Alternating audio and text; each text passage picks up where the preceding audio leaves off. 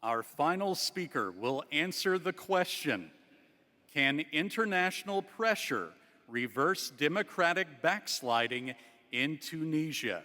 Code 5143.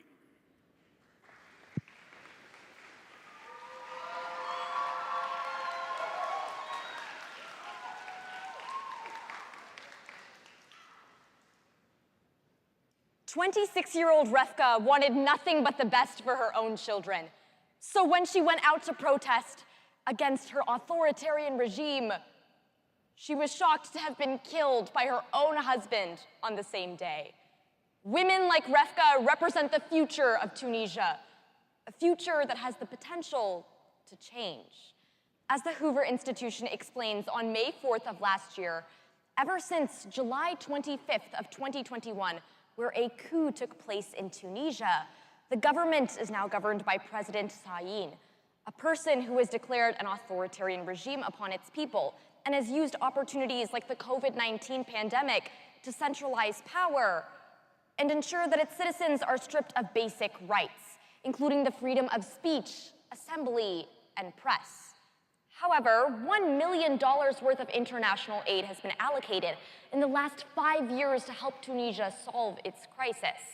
However, whether or not this funding is enough is a different matter entirely. So it's when considering that people like Refka don't deserve to die because of their own country that it becomes essential we ask the question, can international pressure reverse democratic backsliding in Tunisia? The answer is an unfortunate no, because it hasn't worked in the past, shown by first, asset freezes, second, a lack of legislative reform, and finally, the exclusion of marginalized communities. It seems that the international community has for years tried to provide an economic incentive for Tunisia to ensue democratic reform, an incentive that only harms the people of its country instead, marking the first reason as to why international pressure cannot instigate reform within Tunisia. As the United Nations press explains on December 19th of last year, it seems that sanctions have been one of the main facets in which members like the European Union and the United States have tried pressuring Tunisia, and specifically its government. Since 2011, sanctions have been put on basic food, materials, as well as arms within the country. However, rather than specifically targeting those who are in power, it instead has disadvantaged civilians within the country, because as The Conversation, a think tank, explains to us, sanctions, particularly asset freezes in this case, attributed to specific members of Tunisia's government aren't as effective as we might think. This is because those with the power to circumvent sanctions, whether this be through a third-party organization or another country like China, are able to access critical resources like food, water, and arms, whether or not the international community has applied sanctions to them, which explains why instead thousands of civilians are being impacted by sanctions today. With 2,500 civilians unable to access basic necessities like food and water due to raising prices, it's clear that the reference and use of international sanctions has only disadvantaged Tunisia's people, not its government. But second, it seems that the international community has little stake when it comes to the legislation made within the country, which is the second reason as to why international pressure cannot ensue democratic reform. Specifically, as the Carnegie Endowment for International Peace explains, ever since July 25th of 2021, when the coup first occurred in Tunisia, the President Saïd declared a state of national emergency.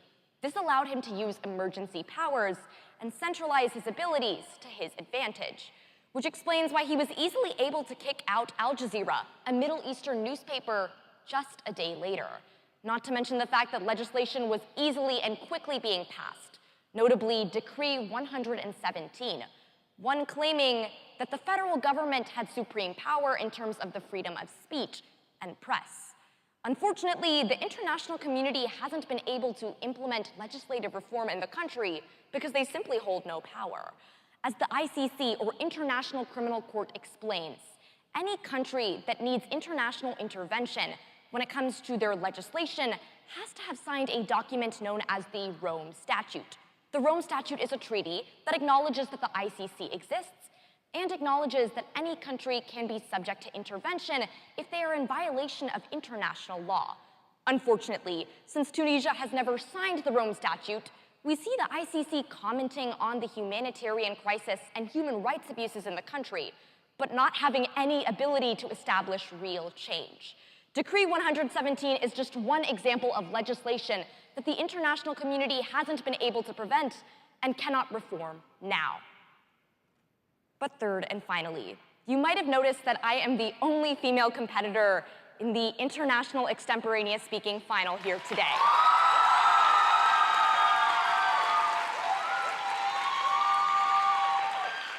This is a testament to the exclusion, the disadvantage, and the lack of opportunity women and other marginalized communities are provided, not just here on this stage, but internationally, marking the third and final reason as to why international pressure cannot reverse democratic backsliding in Tunisia, because of a lack of support towards marginalized communities.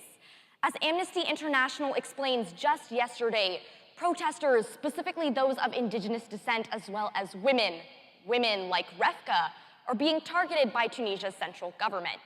And since February 2020, 90 protesters have been targeted by the government, whether this be through forced disappearance, extrajudicial killings, or assassination.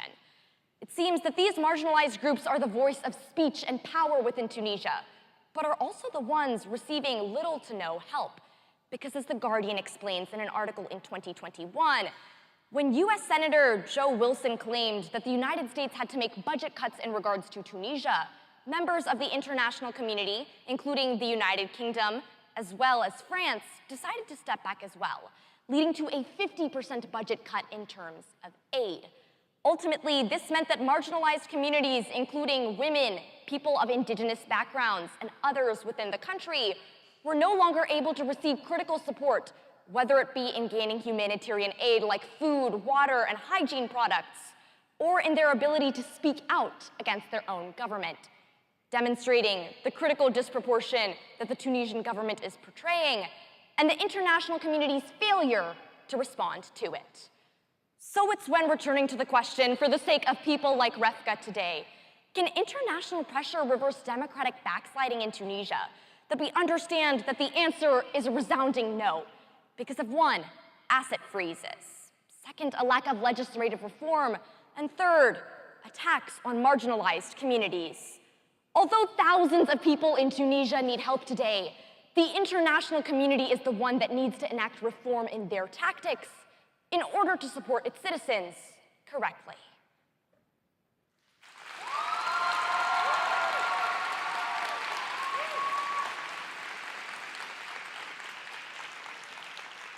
Our final speaker will now be cross-examined by speaker number 5.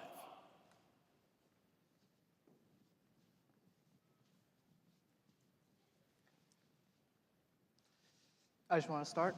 Great speech. I just have a couple questions. Thank you. Just as a quick overarching question, you specifically said that international pressure cannot change democratic backsliding in Tunisia. If international pressure can't do it, what can? It seems that institutional changes within Tunisia are the key to solving its own crisis. If the international community was to portray tactics that help regional allies like bordering countries near Tunisia, or empowering non-profit organizations within the country that actually hold a standing and can change things directly there, we could see that democratic backsliding can ultimately be halted. The international community simply isn't using the right tactics in doing so. So international pressure can actually reverse democratic backsliding. Is that what you're saying? That's the answer to my question. International pressure has failed in the past in order to stop democratic backsliding, and in the future, international pressure is not the key to solving Tunisia's crisis. It's international aid and support that must be prioritized, not pressure on its government, which hasn't worked. Absolutely. Let's move on to your first point about how economic sanctions have mostly failed, and that politicians are evading sanctions. Now, the Tunisian government and a lot of its politicians hold assets in US banks and trade in the US dollar. How have they been evading these sanctions? When it comes to evading sanctions, the fact that asset freezes are occurring specific to people within the Tunisian government, they're easily able to access outside resources and third-party organizations, specifically the country of China, in order to access critical food and resources, just like I mentioned in my first point. This means that they are able to evade sanctions being put on them by countries like the United States and find alternatives in goods and services, despite any affiliations they might have with the US financially. Okay, and quickly on that point, do you know how much they've truly shifted their trade relations in terms of trading with China and trading with the United States? I don't have a specific amount, but I do know that US sanctions haven't been able to stop the Tunisian government from purchasing arms, weapons, food, water, and resources from a country like China, making it clear that sanctions have been unsuccessful in pressuring the government. All right, great speech. Thank you.